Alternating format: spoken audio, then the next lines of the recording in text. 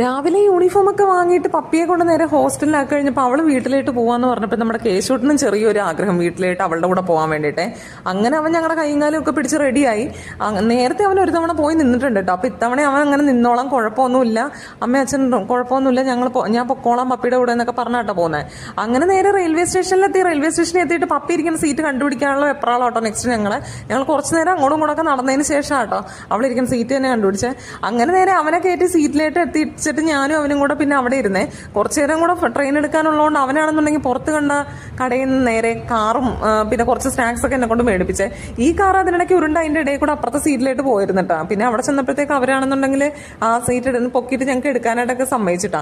അങ്ങനെ കുറച്ചു നേരം ഇരുന്ന് കഴിഞ്ഞപ്പോഴത്തേക്ക് അങ്ങ് ട്രെയിൻ എടുക്കാനായിട്ടുള്ള സമയമായേ. അപ്പോഴത്തേക്കും ഞാൻ ചാടി പുറത്തായിട്ട് ഇറങ്ങിയെങ്കിലും പക്ഷേ എനിക്ക് ടെൻഷനായിരുന്നു. എനിക്ക് പിന്നെ എന്നാലും ഒരു പ്രതീക്ഷ ഉണ്ടായിരുന്നു ലാസ്റ്റ് മിനിറ്റിന് എൻ്റെ അടുത്ത് ഞാനും കൂടെ വരണേന്നും പറഞ്ഞിട്ട് തിരിച്ചിറങ്ങി വരുന്നേ. പക്ഷെ കുറെ നേരം വെയിറ്റ് ചെയ്തിട്ട് അവൻ വന്നൊന്നും ഇല്ലാട്ടാ.